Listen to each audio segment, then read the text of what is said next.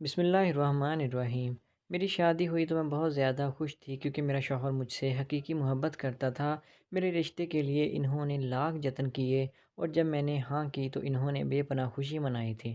مجھے اپنے شوہر کے خاندان سے کوئی مسئلہ نہیں تھا، ان کی محبت دیکھتے ہوئے میں نے سوچ لیا تھا کہ اب بس ان سے شادی کرنے کے بارے میں ہی سوچوں گی، ان کے خاندان کو خاطر نہیں لاؤں گی۔ ایسا اس لیے بتاتی چلوں کہ میرے سسرال کے بارے میں عجیب و غریب باتیں مشہور تھیں، جبکہ میری ساس بھی عجیب سی تھی۔ عجیب سے مراد کہ ان کی شکل و صورت دیکھ کر انسان کو ڈر لگنے لگتا تھا، شاید اسی لیے یہ لوگ خاندانی مردوں سے منسلک تھے۔ میری ساس نے بھی مجھ سے یہی بات کہی تھی کہ جب میں نے ان سے دیور کے متعلق سوال کیا کہ آیا میرا دیور بیمار ہے یا نہیں، تو ساس نے ہنس کر کہا، بیٹی تمہیں میرے بیٹے کے چہرے کو دیکھ کر لگتا ہے کہ یہ بیمار ہے، شاید کہ اسے ٹی بی کا مرض ہے، لیکن ایسا نہیں ہے بیٹی، اس کا رنگ فطری طور پر ایسا ہے۔ اور اس کی بھی ایک اور وجہ ہے، ہم لوگ دراصل مردوں کے کام سے منسلک رہتے ہیں۔ میرا بیٹا مردوں کو نہلاتا ہے، غسل دلاتا ہے، اور تمہیں معلوم نہیں کہ جو بھی انسان قبر یا پھر مردوں کے ساتھ زیادہ وقت گزارے، اس کے چہرے کی معصومیت چلی جاتی ہے، وہ عجیب سا ہو جاتا ہے، اس کا رنگ پھیکا پڑ جاتا ہے، چہرے پر وحشت آ جاتی ہے۔ جو زندگی کے قریب ہو اس کے چہرے پر بہار، اور جو موت کے قریب ہو اس کے چہرے پر خزاں زدہ لگتا ہے۔ بیٹی ہمیں تو خدا جانے کب بلاوا آ جائے اور ہم بھی اس دنیا سے چلے جائیں۔ روز مردوں کو دفناتے ہیں تو یہی سوچتے ہیں کہ نہ جانے اپنی موت کب واقع ہو جائے گی۔ اپنی ساس کی اتنی لمبی تقریر سن کر میرا بھی دل کانپ اٹھا تھا، میں اپنی موت کے بارے میں سوچنے لگی تھی، تبھی میرا دیور میرے کمرے میں داخل ہوا۔ آج اس کی صورت اور بھی زیادہ وحشت زدہ لگ رہی تھی، اسے دیکھ کر لگتا تھا کہ وہ کوئی مردے کو نہلانے والا نہیں بلکہ ایک جلاد ہے جس کے چہرے پر صفاکی ہی صفاکی لکھی ہوئی تھی۔ اسے دیکھ کر میں نے اپنا چہرہ پھیر لیا، دوسری طرف سے میرے سامنے آ کر بیٹھا اور بولا، بھابھی ہم سے بھی سلام لے لیا کرو، ہم اتنے گرے پڑے بھی نہیں ہیں۔ ہم اس کی لچھے دار باتیں سن کر میرا دل چاہا کہ میں اٹھ کر یہاں سے چلی جاؤں، مگر شاید مائیں شاید ہمیشہ اپنے بیٹوں کا غلط میں ہی ساتھ دیتی ہیں۔ کہنے لگی کہ نہیں تم ایسا مت کرو، میرا بیٹا بہت اچھا ہے، اس کے ساتھ بیٹھ کر دو چار باتیں ہی کر لو۔ اپنی ساس کی بات سن کر مجھے عجیب لگا تھا، کیونکہ میں نہیں چاہتی تھی کہ میں اس سے لفنگے انسان سے بات کروں، جس نے لمبے لمبے بال اپنے ماتھے تک لا رکھے تھے اور چہرے سے بھی بدبو ٹپک رہی تھی۔ مجھے اس سے ہرگز کوئی بات نہیں کرنی تھی، پر ساس کے اصرار پر میں وہیں بیٹھ گئی۔ تب میرے دیور نے مجھے کان کی سرگوشی میں ایک بات بتائی، جسے سن کر مجھے حیرت بھی ہوئی اور خوف بھی محسوس ہوا۔ بھابھی آپ کو پتہ ہے میری ایک خاص خوبی ہے جس کی وجہ سے لوگ اپنے مردوں کو نہلانے میرے پاس ہی لاتے ہیں۔ میرے دیور نے سنجیدہ لہجے میں کہا، تمہارے پاس کیا خوبی ہے؟ میں نے بے رازداری سے پوچھا، خوبی ایسی ہے کہ آپ کو پتہ چلتے ہی آپ اش اش کر اٹھیں گی۔ خیر بتا ہی دو۔ میں نے تو تجسس سے پوچھا تھا، بس وہ تو میں تب ہی بتاؤں گا جب آپ کا کوئی قریبی عزیز اس دنیا سے چلا جائے گا۔ اس بات پر میں چونک پڑی تھی، یہ تم کیسی باتیں کر رہے ہو؟ خدا نہ کرے کہ کسی کو کچھ ہو، اللہ کرے کہ سب سلامت رہیں، مجھے ایسی باتیں بالکل پسند نہیں ہیں۔ میری بات سن کر میرا دیور زور زور سے ہنسنے لگا، ارے بھابھی موت تو روز کی بات ہے، ہر روز کوئی نہ کوئی مرتا ہے، اگر آپ کا بھائی باپ یا شوہر مر جائے اب یہ کوئی بڑی بات تو نہیں ہے۔ اپنے دیور کی یہ بات سن کر مجھے بہت زیادہ غصہ آ گیا تھا، تم کیسے انسان ہو جو میرے رشتہ داروں کی موت کی دعا کر رہے ہو؟ میں دعا نہیں کرتا بھابھی، اس نے میری درستگی کرتے ہوئے کہا، بس میں تو کہہ رہا ہوں کہ اگر آپ کے خاندان کی کوئی فوتگی ہو تو آپ نے نہلانے کے لیے مجھے بلانا ہے، اور پھر دیکھیے گا کیا جادو ہوتا ہے۔ اس کی بات سن کر میں نہ سمجھی میں سر ہلا دیا۔ اتنے میں میری ساس آ گئی، میرا گھبرایا ہوا چہرہ دیکھ کر دیور سے کہنے لگی، بیٹا اس طرح بھابھی کو ڈراؤ مت، وہ اس خاندان میں نئی آئی ہے، آہستہ آہستہ ان چیزوں کی عادی ہو جائے گی، پر فی الحال یہ باتیں اس کے لیے بہت زیادہ نئی ہیں۔ میری بات سن کر میرے دیور کو بھی شاید لگنے لگا تھا کہ میں اس ماحول کی عادی نہیں ہوں، تبھی وہ اٹھ کر وہاں سے چلا گیا، پر میرا دل کانپ رہا تھا، میرا دل چاہا تھا کہ میں ابھی یہاں سے اٹھ کر دور چلی جاؤں، مگر اس کی ضرورت نہیں ہوئی۔ تبھی میرے شوہر کمرے میں داخل ہوئے، انہیں دیکھ کر میری آنکھوں میں چمک آ گئی تھی۔ سچ پوچھیں تو ایک میرا شوہر ہی تھا جو اس پورے خاندان میں مجھے اچھا لگتا تھا۔ میں نے انہیں دیکھ کر سلام کیا، وہ میرے پاس بیٹھے اور بولے، لگتا ہے تم بہت زیادہ پریشان ہو۔ میں نے انہیں کوئی بات نہیں بتائی کہ میں کیوں پریشان ہوں۔ کہ کہیں میرا ہی برا تاثر نہ پڑ جائے۔ میں نے کہا مجھے گھمانے پھرانے لے جائیں، میرا اس گھر میں دم گھٹ رہا ہے۔ تب وہ میری بات پر بولے، آج شام ہی تمہیں لے کر جاؤں گا۔ میں خود بھی سوچ رہا تھا ہمارے ایک دور پار کے عزیز ہیں، انہوں نے ہماری دعوت کی ہے۔ میرا شوہر خوشی خوشی تیار ہو رہا تھا، میں نے آنے والے وقت کے بارے میں سوچ سوچ کر خوش ہو رہی تھی۔ پھر شام کیسے ہوئی پتہ ہی نہیں چلا، میں نے کپڑے پہنے تیار ہوئی اور پھر شوہر بھی تیار ہو گئے۔ ہم دونوں چاند سورج کی جوڑی لگ رہے تھے۔ میرا دیور بھی ماشاءاللہ کہتے نہ رہ سکا۔ اس نے کہا کہ آپ دونوں کو ہمیشہ ہنستا مسکراتا رکھے اللہ۔ ساس نے بھی میری نے ہزاروں دعائیں دی تھی تو ہم لوگ گھر سے نکلے اور نہ جانے کیوں میرے دیور کی آنکھیں میرے خیالوں میں چبھ رہی تھیں۔ مجھے ایسا لگ رہا تھا جیسے وہ کوئی عام انسان نہیں ہے، اس کے پاس کوئی جناتی طاقتیں ہیں۔ اس کی آنکھیں لال سی تھیں اور وہ عجیب سی باتیں کرتا تھا۔ خیر میں تو خاموش ہی تھی۔ میرے شوہر نے ہی بات شروع کی، بولا تم میرے بھائی سے بچ کر رہنا، وہ بہت ہی عجیب انسان ہے، مردوں کی وجہ سے اس کی طبیعت بھی بہت سخت اور شفاف ہو گئی ہے۔ مجھے ڈر ہے کہ کہیں وہ تمہیں موت کی باتیں سنا سنا کر ڈرا نہ دے۔ دیکھو زندگی ایک بار جینے کے لیے ہوتی ہے۔ میرا شوہر یہ باتیں کر ہی رہے تھے کہ سامنے سے ایک بڑا ٹرک آیا اور اس ٹرک کو میں دیکھ بھی نہیں پائی تھی، شاید اسی لیے ہماری گاڑی ایک موڑ سے گزر رہی تھی۔ اس ٹرک نے ہمیں دیکھا نہیں اور یوں وہ ہماری گاڑی میں آ لگا۔ ہم تو اس ٹرک کے سامنے چھوٹی سی گاڑی لیے ہوئے تھے، اس گاڑی کو ٹرک نے منٹوں میں کچل دیا۔ مجھے تو ہوش ہی نہیں رہا تھا کہ ٹرک کے ہماری گاڑی میں لگنے کے بعد کیا ہوا۔ جو بھی ہوا، جب میری آنکھ کھلی تو ہم دونوں ہی ہسپتال میں تھے۔ مجھے تو لگا جیسے میری زندگی دوبارہ سے مجھے مل گئی ہے، کیونکہ موت کے سے سناٹے کے بعد میں نے کئی گھنٹوں کے بعد آنکھ کھولی تھی۔ میرے جسم پر بہت ساری مشینیں اور پٹیاں بندھی ہوئی تھیں، میں اٹھ بھی نہیں سکتی تھی۔ تبھی مجھے ڈاکٹر نے آ کر بتایا کہ آپ کا اور آپ کے شوہر کا ایکسیڈنٹ ہو گیا ہے۔ میں نے اپنے شوہر کا پوچھا تو وہ بولے کہ وہ دوسری وارڈ میں ہیں۔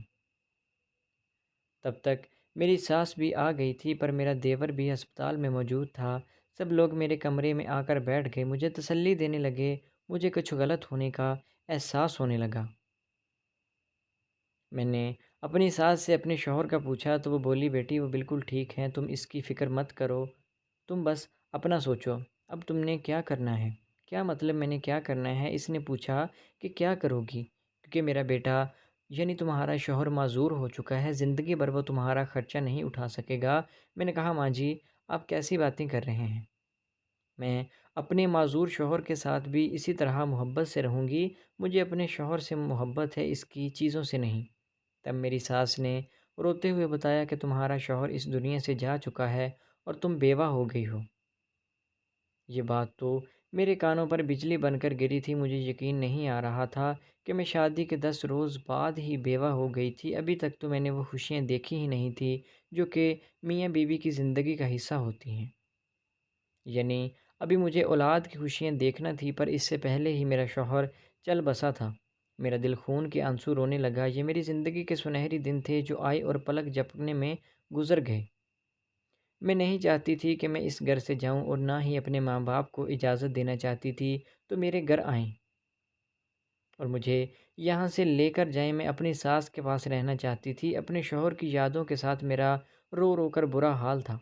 اس پر ستم تو یہ ہوا تھا کہ پٹیوں میں ہونے کی وجہ سے میں بیڈ سے اتر بھی نہیں سکتی تھی۔ یوں میرے شوہر کو میرے بغیر ہی دفنا دیا گیا۔ اس بات پر ڈاکٹر نے میری ساس کے ساتھ بہت غصہ کیا، کہا کہ آپ کو اپنی بہو کو یہ خبر ابھی نہیں سنانا چاہیے تھی اور اب میرے لیے سنبھلنا تھوڑا مشکل ہو رہا تھا۔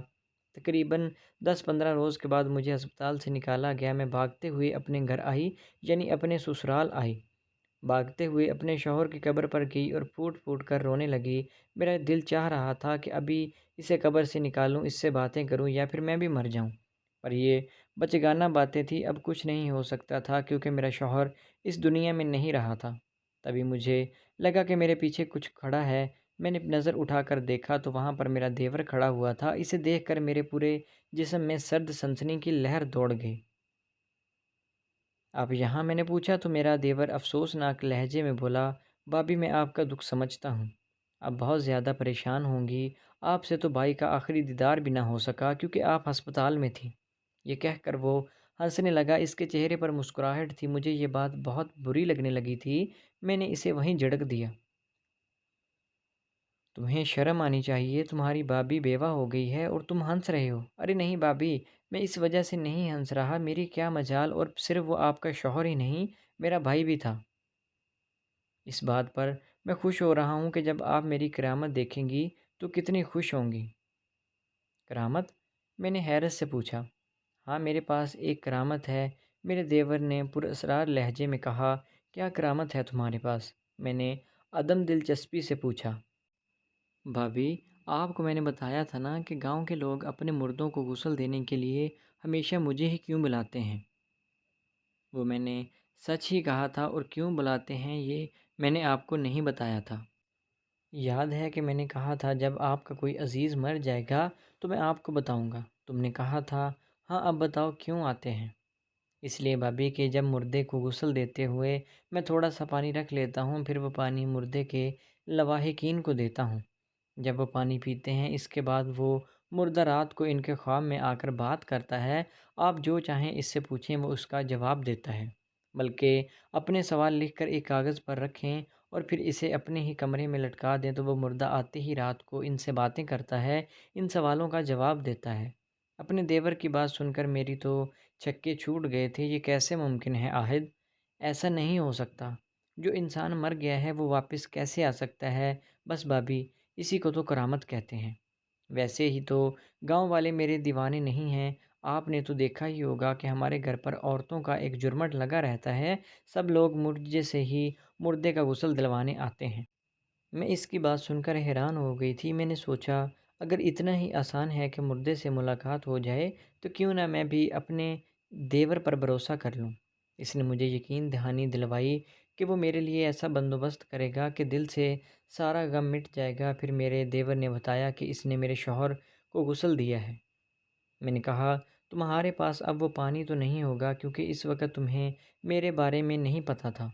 बोला कि मुझे आपके बारे में मालूम था कि जब आप ठीक होकर घर आएंगी अपने शौहर से मिलना चाहेंगी, इसीलिए मैंने भाई के गूसल से जो पानी बचाया था वो मैंने अपने पास रख लिया है।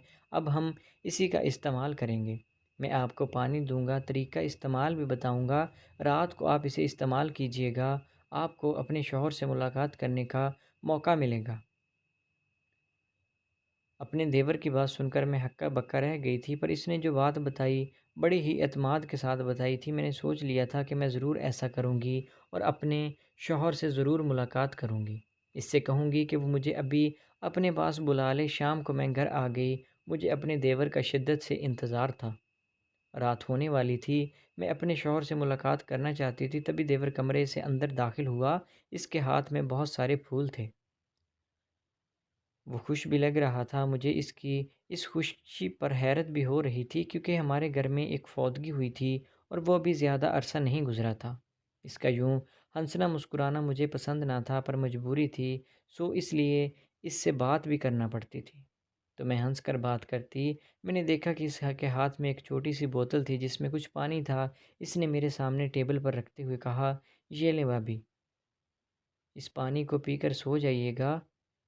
और हाँ, अगर आपने अपने शौहर से मुलाकात करनी है तो कमरे का दरवाज़ा खुला रखना, क्योंकि रूहें अंदर दाखिल होती हैं। अगर दरवाज़ा बंद मिले तो वो दूसरी तरफ चली जाती हैं। इसकी बात सुनकर मैं बहुत हैरान भी हो रही थी। अगरचे मुझे यकीन नहीं आ रहा था, मगर फिर भी मैंने सोच लिया था कि ये सब करके ही देखूँगी। हो सकता है मुझे मेरे शौहर का दीदार हो जाए। ये तो कह दो कि वो मुझे माफ़ कर देना, मैं उनको बचा न सकी। मगर न जाने क्यों अपना आप भी मुजरम लग रहा था। बहरहाल देवर की दी हुई चीज़ें अपने कमरे में ले जाकर रख दी।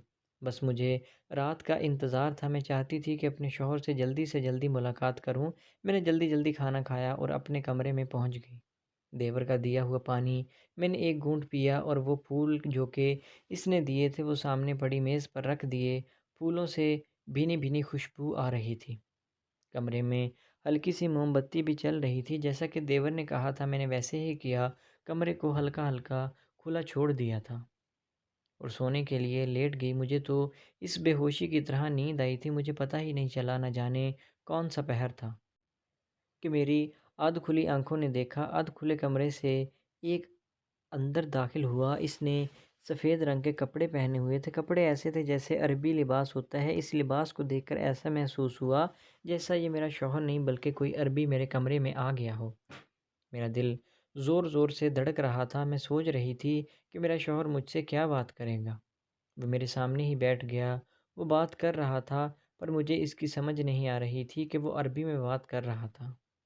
یہ بات دیکھ کر میری حیرت کی انتہا نہ رہی کہ میرے شوہر کے چہرے پر سے نور پھوٹ رہا تھا، پر اس نے چہرے کو ڈھانپ رکھا تھا۔ اس کا چہرہ نہیں دیکھ سکی، لیکن ایک بات جو میں نے اس میں بہت عجیب کی تھی وہ میرے لیے سوالیہ نشان چھوڑ گئی تھی۔ اس نے میز پر ایک پرچی رکھی اور کہا، اسے پڑھ لینا۔ وہ مجھے پڑھنے کا اشارہ کر رہا تھا۔ میں کچھ بولنا چاہتی تھی پر میرے منہ سے ایک بھی لفظ نہیں نکل رہا تھا۔ اٹھنا چاہتی تھی پر میں بے حس و حرکت پڑی ہوئی تھی۔ بھلا میں کیا بول سکتی تھی؟ شاید خواب میں تھا، اس لیے پھر ایک عجیب سا جھونکا ہوا کا آیا۔ وہ سارا منظر ختم ہو گیا مگر پھر دوبارہ وہی منظر سامنے آ گیا۔ میں نے دیکھا وہ شخص میرے سامنے بیٹھا ہوا تھا۔ کمرے میں چلنے والی ہوا سے شاید اسے بھی تکلیف ہوئی۔ تبھی اس نے چھینک ماری۔ میرے شوہر کی چھینک مارتے ہی میز پر پڑی گلاس میں گلاب کی پتیاں نیچے گر پڑیں۔ اس بات پر مجھے ذرا ہنسی بھی آئی تھی مگر خواب میں تھی، اس لیے اٹھ نہیں سکی۔ پھر میرا شوہر جلدی ہی وہاں سے اٹھا اور اٹھتے ہی اس نے عربی لباس سے میز پر رکھا پانی کا جگ گر پڑا، مگر وہ جلدی سے باہر کی جانب بھاگا۔ مجھے یہ دیکھ کر سخت حیرت بھی ہوئی تھی کہ یہ کیسا خواب ہے۔ پھر صبح تک میں اسی طرح خوابوں میں ہی رہی تھی۔ صبح میری آنکھ کھلی تو فجر کی اذانیں ہو رہی تھیں۔ مجھے شوہر کی باتیں یاد آنے لگیں۔ پھر یاد آیا کہ وہ میز پر میرے لیے، میں نے فوراً سے کمرے کی روشنی جلائی اور وہ خط جو کہ میز پر میرے لیے پڑا ہوا تھا اٹھا لیا۔ کمرے کی حالت دیکھ کر میرے حیرت کی انتہا نہ رہی۔ اگر یہ خواب تھا، جو کچھ میں نے دیکھا تھا وہ ایک دھوکہ تھا، آنکھوں کا دھوکہ، پر یہ کیسے ہو سکتا ہے؟ سچ مچ پرچی میرے میز پر پڑی ہوئی تھی، اور اس سے زیادہ حیرت کی بات تو یہ تھی کہ پانی کا جگ واقعی ہی نیچے گرا پڑا تھا۔ مجھے تو لگا تھا کہ یہ سب خواب ہوگا، پر سب تو حقیقت میں ہوا تھا۔ اگرچہ میں نے اس پانی کے جگ کو ہلایا ہوتا تو میرے ہاتھ پر بھی کوئی نہ کوئی نشان ہوتا۔ ایسا کچھ نہیں تھا۔ مجھے اچھی طرح یاد تھا کہ میرے شوہر نے ہی یہ پانی کا گلاس نیچے گرایا تھا، پر جب میں نے پرچی کھول کر دیکھی تو میں سمجھ گئی تھی کہ اس میں لکھا، میں اپنی بیگم کو یہ وصیت کرتا ہوں کہ وہ میرے بھائی سے نکاح کر لے، کیونکہ میں ایسا ہی چاہتا ہوں، اور میرا بھائی بہت نیک انسان ہے۔ یہ پڑھ کر مجھے بہت شک ہوا، بہت سارا جھوٹ ہی ہے، یہ مردے سے ملنے والا سب ناٹک ہی ہے۔ پر میں اس ناٹک کو بے نقاب کر کے رہوں گی۔ اگلے دن میرے دیور نے مجھ سے پوچھا، دوپہر کے وقت، کیا آپ کی اپنے شوہر سے ملاقات ہو گئی؟ میں نے خوشی خوشی بتایا کہ ہاں ہوئی تھی۔ کہ آپ کے شوہر نے آپ سے کیا بات کی؟ میں نے کہا، ایک ایسی بات جس پر مجھے یقین نہیں آ رہا، لیکن میں ان سے 2-3 بار یہی بات کروں گی۔ اگر تو انہوں نے ہاں میں جواب دیا تو میں وہ بات اپنی زندگی میں شامل کروں گی۔ میرا دیور جیسے متجسس ہو گیا ہو، ایسے ظاہر کرنے لگا جیسے اسے کچھ پتہ ہی نہیں۔ بولا کہ کیا بات ہے، آپ کے شوہر نے ایسا کیا کہا ہے، مجھے بھی تو بتائیں۔ میں نے کہا، نہیں، پر میں اس پر عمل کروں گی، کسی کو نہیں بتاؤں گی۔ اس کی تو مارے خوشی کے کوئی انتہا نہیں رہی تھی۔ میں بھی اس کی استاد تھی۔ میں نے کہا، میں آج رات پھر وہی عمل کروں گی۔ بولا کہ ہاں ضرور کیجیے گا، شوہر سے پوچھ لیں، آپ کے لیے بہتر ہوگا۔ اب میں نے دیکھ لیا تھا وہ چیزیں نے مجھے استعمال کرنے کے لیے دی تھی، انہیں ہی استعمال کرتے ہی مجھے بے ہوشی والی نیند آتی تھی۔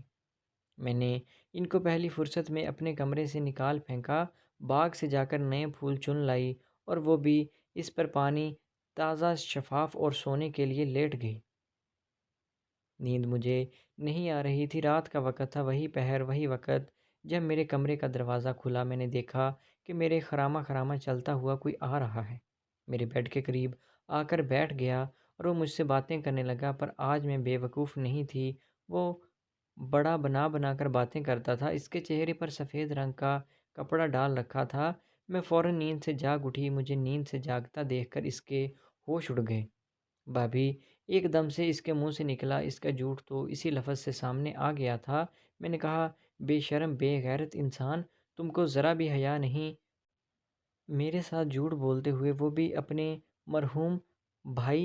وہ میرے آگے ہاتھ جوڑ کر बोलने लगा, भाभी मुझे माफ़ कर दो, मेरा पेशा ऐसा है कि कोई भी लड़की मुझसे शादी करने को तैयार नहीं। जब मैं मोहब्बत करता हूँ, इसके लिए कुछ भी करने को तैयार हूँ। खुदा की कसम, मेरी नीयत बुरी नहीं थी, मैं तो इसीलिए इस वजह से अपना चेहरा भी ढाँप रखा था कि आप सो गई होंगी। मैं आप पर नज़र नहीं डालना चाहता था, बस मैं आपसे बात करके आपको अपने जाल में फंसाना चाहता था। मुझे ये भी था कि मैं आपसे शादी करूँगा, फिर मैंने नज़र उठाकर आपकी तरफ नहीं देखा, वाक़ई ही ऐसा था। पिछले 2 दिनों से जब भी वो मेरे कमरे में आ रहा था, इसने खुद को ऐसे ही ढाँपा हुआ था और ये बात मेरे दिल में घर कर गई थी। इसके बाद ये बात मुझे इतनी पसंद आई, मैंने किसी और चीज़ को नहीं देखा और इससे शादी करने की हामी भर ली। इसको भी ये नहीं मालूम कि मैंने इसकी किस बात पर खुश होकर इससे शादी की है, मालूम है कि इसमें कोई खूबी है।